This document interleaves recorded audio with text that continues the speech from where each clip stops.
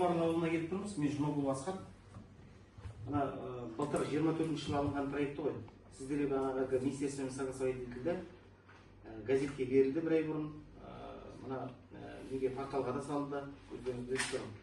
Сол 5-ші келеді. Бүгін қазір 10 мен 11-дің ортасында әуелі Тау-Кен жобасы, сосын соған жасақталған авоз деп айтамыз ғой. Оценка воздействия охрана окружающей среды. Бұл неге қоршаған ортаға тигізетін әсері, соны бағалау жобасы. Соны бүгін сағат 10-11-ге қойып отырмыз. Соған халық қазір келіп отыр.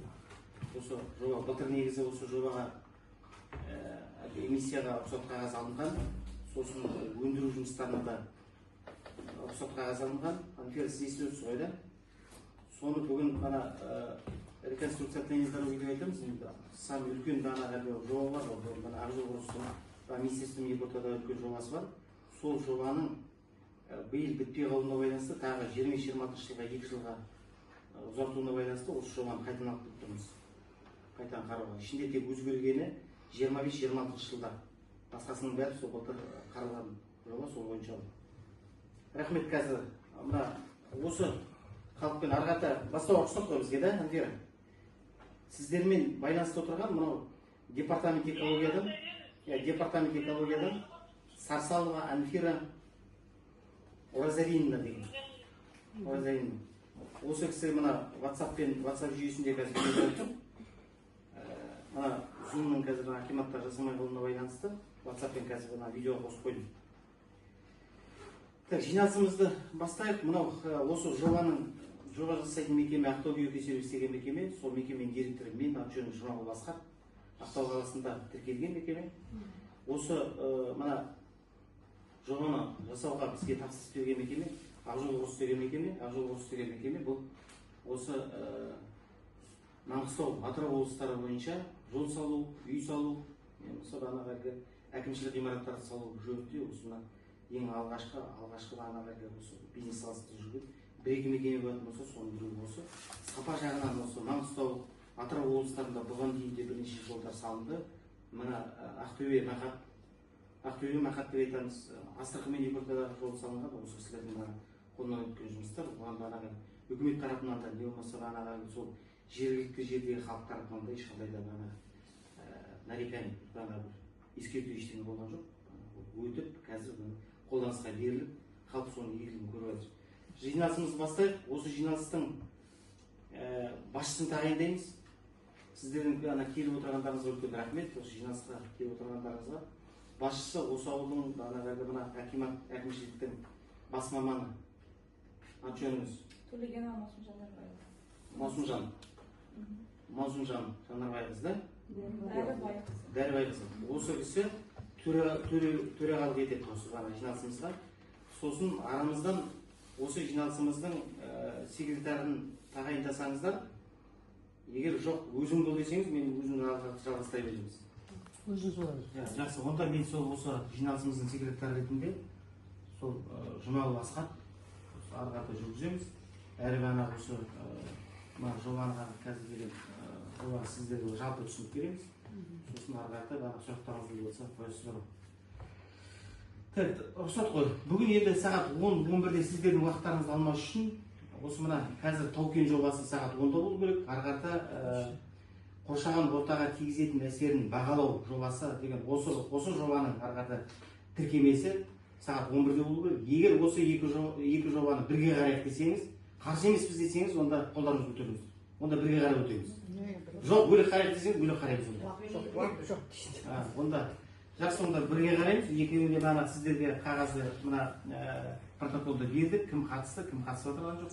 Сол жөнінде жалпы түсінікті мына реестрге енгізесіздер, фамилияларыңызды, данныйларыңызды бәрі енгізіңіздер. Үлкен рахмет осындай жиналысқа келіп жатқандарыңызға. Мынау үлкен жоба, үкіметтің тапсырмасы бойынша осы ауылымыздың, мен де осы Ақтауды тіркелгенмен де, осы ауылдың адамы, мен де Атырау облысының тіркелгенмін. Бұл жол жалпы біздің ауылымызға керек. Себебі осы күнге дейінгі салынған Жайық деген екі ортада екі мегаполисті бөліп отырған өзеніміз бар. Сол өзеннен әрлі-берлі өту мәселесі, мысалға сағат 5-тен кейін, жұмыстан кейін немесе 9-ның уақытында өте қиын. Соған байланысты мына үкіметке бана тапсырма енгізілген, халықтың тарапынан бана ұсыныс енгізілген, сол бойынша мына тағы да жол салынып, тағы да мына Алмалының бергі алдынан тағы да мына Жайық өзені арқылы үлкен бана көпір салынып, сол ертеңгі күні халықтың игілігіне беріліп, соны біз бана бәріміз бірге пайдалануға соған бана нәсіп етсін деп айтамыз ғой. Соған бана осы жобаның басы қасында болып Ақжол құрылыс мекемесіге көшеге жол салып, мына қазіргі основасы бәрі салып тұр. Арқарта осы жылдың аяғына дейін бітет деген мәселеміз бар. Бітет деген мына жерде міне сол мекеменің бана өкілдері келіп отыр. Мына жерде Ақжол құрылыстың. Егер Ақжол құрылысқа сұрақтарыңыз болатын болса, онда осы кісілер қоя берсеңіз болады. Маған қатысты мына жоба бойынша маған қоя берсеңіздер деп болады. Бұл жобаның жалпы жасалу бағыты бағана тағы да айтайын. Ақжол құрылыс мекемесінің тапсырмасы бойынша біз жасадық. Бұл жоба негізі 2023-тен бері қарата келатырған жоба. 23 жылы бұл бағанағы осы жерде осы мына Азия жақ бетінде, Жайықтың Азия жақ бетінде 2 карьеріміз бар. Ертеңгі күн таңертең сіздермен тағы да келсеміз осы жерде. Бұл ғана қазіргі әкеліп тұрған мәселеміз бұл 5-ші карьер деп айтылады. Бұл Северный объездной деп аталады орысша, бана солтүстік, бана Атырау қаласын солтүстік айналма жол, 26 км айналма жол. Мына жағымыз Құрғақ деген жерде үлкен көл жатыр. Сол Құрғақ деген жерден барып, мына Атырау Астрахань жолына барып қосылады. Мына жағымыз бана Соколов деген мына жерде өзен бар, мына Құрғақ. Сол Соколовтан барып қосыламыз. Атырау Доссор бағытына барып. Сонда біз бана қалаға үлкен машиналар ертең күні кірмейді. Ластану болмайды деген есеппен үкіметтің тапсырмасы бойынша осы сіздер осы жұмысты арқата жасап отырған жағдай бар. Сіздерге тағы да үлкен рахмет айтамыз деп жатырмыз. 25-26 жылы бағанағы осыған дейін жасалынған бұл жерде бағанағы 37,5 гектар жер бөлінген. Сол 37,5 гектар жерге кезінде үкімет орындарынан мына әкімшілік тарапынан бізге рұқсат қағаз берілген, барлау жұмыстарын жүргізуге болады. Бұл жерде бағанағы керекті материалдар бар екендігін біз ғана дәлелдедік. Сол бойынша бағанағы жобалық жұмыстарының бәрі жасалынып, 22 жылы, 23 жылы осы бағанағы 37 гектар жерде геологиялық барлау жұмыстары жүргізіліп, соны үкімет тарапынан ұсынып, соны бекіттік. Бұл бекітудің салдарынан бұл жерде 1,275,000 топырақ бар деген бағанағы есебін шығардық. Бұл бағанағы реально дұрыс жасалынған. Біз бағанағы өзіміз сол қазу бағанағы бөрене бұрғылау жұмыстарымен айналысамыз, геологиялық топографиялық жұмыстармен айналысамыз. Сол мәселелердің бәрінде бұл жерге бағанағы жасадық. Бұл жерде бағанағы ауылдың адамдары да қатысты, сосын мына Ақжол құрылыстың адамдары да қатысты, тексеретін мекемелерден, мына Қазавтожолдың мекемелерінен де осы жерде бағанағы өкілдері келіп, осы топырақтың бар еместігі жөнінде соған қатысып, дала жұмыстары деп айтамыз. Сол бағанағы жұмыс. Содан кейін бар біз бағанағы ары қарата қорғау мәселесін, запасын қорғау, қорларын қорғау мәселесін, Завказнетр деген мекеме бар. Соған апарып біз бағанағы қорғатқыздық, артынан тіркеу. Соған фамилиясын содан соған бағанағы қорларын Завказнетр деген мекемеден қорғап алып келгеннен кейін 1,275,000-ті осы 25-26 жылға, 24 жылда біз шамалы пайдаландық. Енді осы 2 жылға тағы да сол 625,000-дан екеуіне 2 жылға бөліп тастап отырған жағдайымыз бар. Көбіне негізі сол 26 жылға біз бағанағы күшті сол 26 жылға қарай береміз. Себебі 26 жыл біздің бағанағы бүкіл жұмыстарымыз осы 26 жылы бітеді деген есебіміз бар. Бірақ 22 жыл осы жол салынады. Мостымыз да осы жылдың аяғына дейін өзі көрініп бастайды. Осы мостымыз қазір мосттың көпір мәселесі де бұл қазір осы менің естуім бойынша россиялық осы жерде мекемелер, Бакудың мекемелері жұмыс жасап жатыр. Ертеңгі күні мына кісілер қазір сұрап жатсаңыздар айтады. Осы жерде мост салу мәселесі жөнінде де. Бұл енді бағанағы өздерінің құзыреттегі мәселе, біз бағана қатысымыз жоқ болған. Сол топырақ осы 26 километр жердің Жайықтың Азия жақ бетіне тек қана жетеді деген есеппен қорғалып келдік. Бұл 2 карьер, осының бір карьерінде 1,275,000 топырақ бар деген есептер. Соны 2 жылға бөлдік. Бұл жерде 10 техника жұмыс жасайды. Алдын ала айтылатын мәселе, бұл жерде ешкімді жұмысқа алынбайды. Бұл карьер жұмыс жасап жатырған карьер. Сосын өздерінің жұмысшылар бар. Осы жергілікті халықтан да осы жерде жұмысқа тартылды. Әкімшіліктерден кезінде кесілген, облыстық әкімшілікпен кесілген, жергілікті халықты жұмысқа тарту мәселелері болды. 10 техника жұмыс жасап жатыр қазір жағдайда. 6 самосвал бар, бір бульдозеріміз бар, бір экскаваторымыз бар, бір автогрейдер деп айтамыз, бір сосын шаңдатпас үшін осы жерлерде қазір деген мына суландыру мәселесі бойынша водовоз деп айтамыз, су тасығыш машиналар жұмыс жасап, сосын адамдарды жұмысқа алып келетін автобус мәселесі қарастырылған. Бұл жерде бағанағы тоқ мәселесі жөнінде жылға 14.000 киловатт суткісіне тоқ алып жатыр. Бұл жерде басында тек қана екі вагон тұрып, біреуінде шешінетін, біреуінде бағанағы тамақ ішетін вагондар бар басында. Сол жерде бір вақтылық, бір смендік жұмыс жасап, түнгі сменде жұмыс жасамайды, күндіз тек қана жұмыс жасайды. Бұл жерде бағанағы күзет мәселесі, ол жерде топырақты ешкім алып кетпеу керек, не болмаса бағанағы сол жердегі объектілер, техникалар, олардың бәрі мекеменің басында ұйымдастырылған. Осыған дейін де бағанағы айтып отырмын ғой, осы Атырау облысында көп жұмыс жасап бұл кісілер.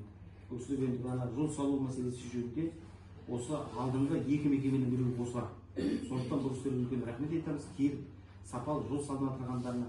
10 машинаға енді бағанағы шығатын бұл жердегі сырындар мен тастандылар деп айтайық, выброс, отход деп айтайық та, олардың бәрі күнделікті машина көріп жүрген КАМАЗымыз, күнделікті жүріп жүрген машина болғаннан кейін бұл жерде мына жобада айтарлықтай бұл жерде өзгеріс жоқ. Күнде көріп жүрген машиналар бұл жерде халықтың денсаулығына не болмаса осы аймақтың табиғат мәселесіне зиян келтіретіндей бұл жерде жоқ. Себебі жоба мәселесі бұл министрліктен өтіп келеді. Мына жерде управление деген, мына жерде басқарма бар, табиғатты қорғау басқармасы бар, сосын департамент бар, экология, осылардың бәрінен де сараптамадан өтеді. Ол жерде енді үлкен мәселе болатын болса, ол жерде тоқтатып тастаған болады. Сондықтан бұл жерде ешқандай жоқ. Адам денсаулығына немесе табиғатқа тиетін зияны жоқ деп есептейді. Бұл жерде тоқ мәселесі айтылды, техникалар жұмыс жасалып жатыр. Сол 5-ші карьер бойынша енді ысырылымдар мен отход деп айтамыз, выброс деп айтамыз, таратулар. Бұлар енді 1 тонна 100, жылға тонна болып деп айтамыз да, жылға 20-ші жылға 26-шы жыл бітетін болғандықтан бұл жерде біреуінде 19 тонна болып тұр, біреуінде 5 тонна болып тұр. Выброс, отход деген мәселемізді. Бұл жылдың аяғы біткеннен кейін артынан жинастыру мәселесі, кейіннен арнайы осы жерде Вестала деген мекеме бар, сол мекемелермен келісім шарттары бар. Қалған отход жинастырып, сол мекемеге тапсырып, осы жерде қалпына қайтадан келтіру мәселесі осы жобада қарастырылған. Сол бойынша бұл кісілер жұмыс жасалады. Бұл жерде май төгу, не болмаса ветош, қолғап деп айтамыз, олардың бәрін далаға лақтырып мәселесі бұл жерде жоқ, жолға қойылған. Күнде сіздердің араларыңызда осы жерде актив жиналысына қатысып жүрген жігіттер мен қыздар бар. Бұлар мезгіл барып қарап, осы кісілермен сөйлесіп тұрады, солай ғой? Активистер. Сондықтан бұл мәселе жөнінде ешқандай да ескертулер не болмаса жоқ. Бұл мекеме жолға қойған, себебі басқа регионда жұмыс жасап жатыр деп есептемеңіз. Бұл Қазақстанның іші болғаннан кейін сол өз ауылдарында жүргенде отырып сапалы жұмыс жасау бағыты қойылған. Су мәселесі енді сосын карьерге кіріп жатырғандағы бұл жерде водяной ванна деп айтамыз, солардың бәрі де карьердің алдында ұйымдастырылған. Машиналар кіріп жатырғанда, шығып жатырған мезгілде сол судан өтеді. Соны ары қарата жатырғанда, одан кейін жатырған мезгілде су тасығыш машиналарымыз сол жолдың бәрін су бүркеу арқылы шаңдатпау мәселесі бұл жерде қарастырылған. Ол бойынша да жұмыс жасап жатыр, су тасып жатыр. Жайықтан келісімшарт бойынша су алынады. Олар да отчеттары Урал Каспийский бассейн управление деген бар. Соған да тапсырылып жатыр. Жақын жердегі ауылдар болатын болса, бұл жерде колхоздан да алынып жатыр. Су деген мәселесі, ол келісімшарт бойынша бәрі жасалып жатқан нәрселер. 10 техниканың ішіндегі техникалардың саны айтылды. Адамдар сол бір сменмен жұмыс жасалып жатыр. Бұл жерде тамақ мәселесі, столовый, тамақ ішетін орындары бәрі бұл жерде ұйымдастырылған. Сол бір вагонның ішінде шешініп, тамақ ішетін жерлер бәрі сол жерде. Келетін мекемелер тамағын алып келеді, кері қарата өздері алып келеді. Отходтарының бәрі өздерімен ұйымдастырылған. Осындай бағытта карьердің мәселесі осы. Запасы қорлар жөнінде сізге айттым. Отходтар жөнінде, выбростар жөнінде, табиғатқа бөлінетін елдері, сырылымдар мен бөлінгіштер жөнінде мәселелердің бәрі айтылды. Сұрақтарыңыз болатын болса қоюға болады. Осыған дейін де бір ай бойына осы жоба порталда, экопорталда бәрінде жүр. Интернет мәселесінде де, газетке де шықты. Біздің тарапымызға менің телефоны көрсетілген, Ақжол Ұрыстың телефоны көрсетілген, бұл жерлерде ешқандай да сұрақ болған жоқ деген әңгіме айтылды. Осындай. Қазір сұрақтарыңыз болатын болса, мекемеге не болмаса менің сұрақтарыңыз болатын болса қоюға болады. Бүкіл барлық жұмыстар біткеннен кейін арқарда бағанағы осы жұмыс біткеннен кейін қалпына келтіру мәселесі ол жүргізіледі. Бұл жерде 20 сантиметрлік бағанағы өсімдік қабат деп айтамыз, субилік деп айтамыз ғой. Құмай саздақ бөлік те, ол бағанағы ол неприкасаемый, ол адам бағанағы жақындай қоймайтын, ол бағанағы үкіметтің запасы. Оны бұл кісілер оған тиіспейді, оны ысырып қойып астындағы керекті топырақты алып, сол топырақты пайдаланып, қайтадан болғаннан кейін қайтадан қалпына келтіру мәселелері жүргізіледі. Бұл жерде бағанағы шұңқырды ашып кеттің, қайтадан қалпына келтірмейсің бе деген мәселе жоқ. Бұл кісілер жоба бойынша жұмыс жасайды. Ертеңгі күні мына проектіге, ертеңгі күні мына жобаға біз ертеңгі күні бұл кісілерге тағы да разрешение алып береміз. Разрешение на доучи деп айтамыз, иә. Өндіру жұмыстарына рұқсат қағазын алып береміз. Өндіру жұмыстарына рұқсат қағазын алған мезгілде ішінде разрешение на эмиссию деген бар. Ол бағанағы экология тарапынан мына жобаның ішінде тұрған бөлімділер мен бағанағы сығындылар, отход выбростар жөнінде соның бағанағы объемі көрсетіледі. Сол көлем бойынша төленетін төлемдер бар. Сол төлемдердің бәрі бағанағы эмиссияның ішінде көрсетіліп тұр. Сондай бағанағы жоба ертеңгі күні қалпына келтіру жобасы. Бұл мәселеге разрешение алынғаннан кейін ол кісілерге ертеңгі күні жерді рәсімдеу мәселесі жүріп бара жатқан мезгілде қалпына келтіру жобасын жасаңдар деген үкімет тарапынан бізге нұсқау келеді. Сол мезгілде қалпына келтіру жобасын жасаймыз. Содан кейін барып бағана қазып кеткен шұңқырлар, солардың бәрін қайтадан қалпына келтіреміз. Қазіргі жағдайда лента қою мәселесі қазір мына әкімнің тарапынан, мына қазіргі төрағаның тарапынан бізге ұсыныс болды. Оны ертеңгі күні апарып қояды, жігіттерімізге тағы да көрсетеді. Мына рекультивация дейміз, қалпына келтіру мәселесі жоба қорғалады, осындай болып, содан кейін барып біз жұмыс жасап, сосын бұл кісілер істерін бітіріп бара жатқан мезгілде көрсетіп кеттік. Міне жобасына келді, табиғатты қайтадан орнына алып келдік. Плодородный слой деп айтамыз, өсімдік қабатын қайтадан орнына алып келдік. Жолымыз міне деп қайтадан тапсырып кеттік болғаннан кейін. Тапсырылмай қалатын мәселе жоқ қазір. Үкіметке қайтадан тапсырады бұл кісілер. Алынған топырағы мынандай болды, жері мынандай первоначально болды, топырағы мынандай, біз қалпына қайтадан келдік. Ол актпен тіркеледі. Тастап кетеді деген мәселе жоқ бұл жерде. Басқа болды, сұрақтарыңыз болса қоя берсеңіз болады. Карьерлеріңіз қай жерде? Бұл карьер, мына 2 карьер деп отырмыз, бүгін 5-ші карьер, ертеңгі күні сізбен 2-ші карьер жөнінде келесін. Қазіргі тұрған 5-ші карьердің тұрған орналасқан жері, мына Атыраудан Тасорға кетіп бара жатқан трассаның бойында, содан бері қарата 1150 км жер жүргенде, осы кісілердің салып жатырған жолының дәл бойында тұр, 50 метр жерде тұр. Жол салынып жатыр, 50 метр расстояние тұрмыз. Ал ана үлкен трассадан 1152 метр жерде тұрмыз.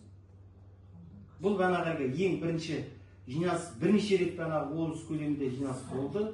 Ол 22-ші жыл. 20-22 жылдан бері қарата жатырған мәселе әуелі жерді белгілеп алу мәселесі. Бұл жерде енді шаруашылықпен айналысқаннан кейін бәрінің жерлері бар.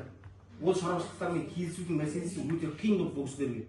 Сосын алып тастаған жекеменшік жерлер, үй салуға алған жерлер, олардың бәрінде өтінімдердің бәрін ақшасын төлеп шықтар соттардың бәрі. Хотя ол шығындар мына реконструкция тайын дорог деп айтамыз, мына жол салу мәселесін оның ішінде жоқ. Ол кісілер мойындарына алды, халық риза, ақшасын берді. Мына қазіргі карьерді салу мәселесі жөнінде бұл да сол мәселеге келіп тірелдік. 17 гектар болғаннан кейін біз қаланың шетіне шықтық, қаланың шетінде болсын деген мәселе. Сол 17 гектардың үшірін таңдап алдық, оны облыс көлемінде үлкен жиналыстарда, мына департамент строительства деп айтамыз, құрылыс департаменті бар, архитектурасы бар, бәрі де тексеріп шықты, сондықтан бізге осы жерден рұқсат берді. Вот сондай. Жол биіктігі қандай жерде? Ортасында жаңағы нелер, анорлар өтетін нелер қойылған, мындай? Скотопрогон ондай қарастырылған, бірақ основной жерлер ондай биік емес, метр 20 болады. Бұл хотя бы жан-жануар бұл үлкен крупный скот болмаған, кішкентай уақыт нелер өтетін нелер бар ғой, сол участокте 4 сондай өтетін жер қарастырылған. Қарастырылған, е? 3 себебі жолдан жаңа көресіз, соған басып кетіп жатыр ғой нелер. Жан-жануар. Именно сол қазір мал жүретін жер, мына екі трассаның ортасы ғой. Қазір Тасормен енді сол жерде 4 труба қарастырылған мал.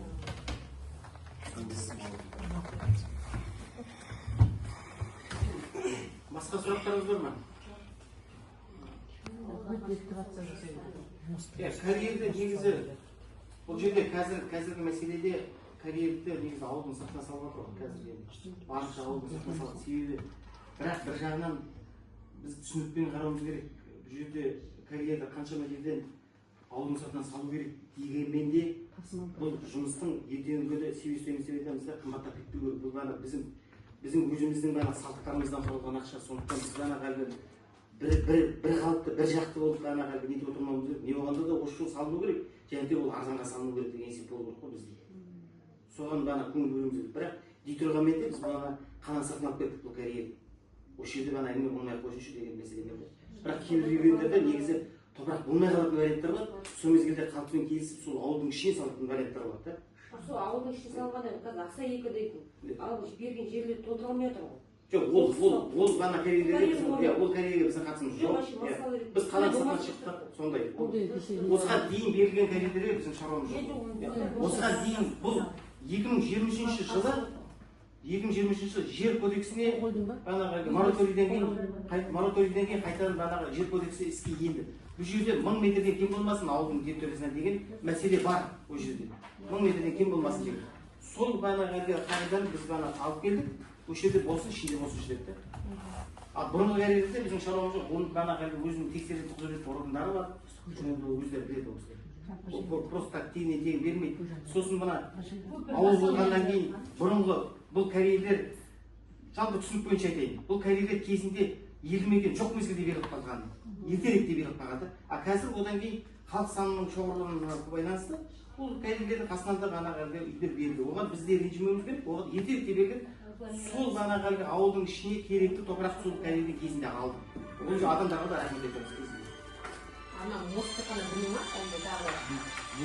Жайықтан өтетін бір мост бар, сосын Чеудовичке өтетін бір мост бар. Екі ауылды мекенді байланыстырады.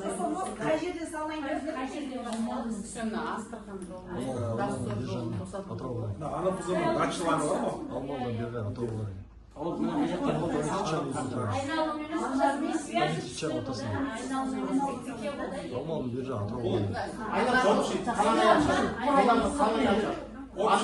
Төрт жолды қосады.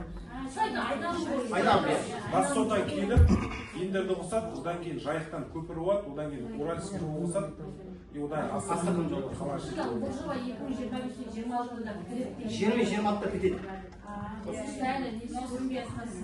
Қазір осы ретке шығып қарасаңыз, бұл үстер автобусын дайындап қойды. Ана Резецкіге келіп тұрған әкімдерін сұрап жатыр, оны тездету керек халықтың сұрауы бойынша деді. Қосақ Резецкілердің Мына жердің жолы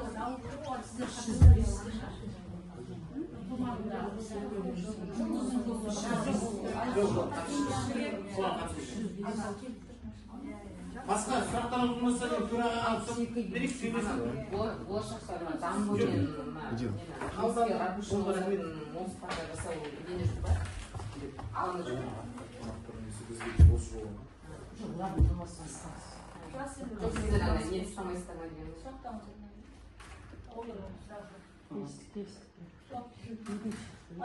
жиналыстарымызда бәрімізге түсінікті болып жатыр, сұрақтар қойылып жатыр.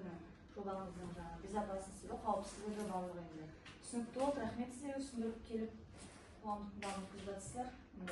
Жұмыстарыңыз сәттілік дейміз. Барлығы тек қауіпсіздігі сақталып, халықтың да жан-жақтың да табиғатқа да дұрыс жағынан болуға дейміз, табиғатқа да кері әсерін тигізбей, оңынан болсын. Енді алдағы жобаларымыз іске асып, тиімді жоба болсын халыққа. Үлкен рахмет, қатысқаныңыздарыңызға үлкен рахмет. Ертең 10 мен 11 ортасында тағы жиналысымыз бар, келіп отырсыңыз енді. Ертерек келеші, ертерек. Тоғызда ертерек. Жоқ, бізде 10-да басталады сондықтан енді. 10-да басталады. Аяқтап отырмыз дұрыс қой.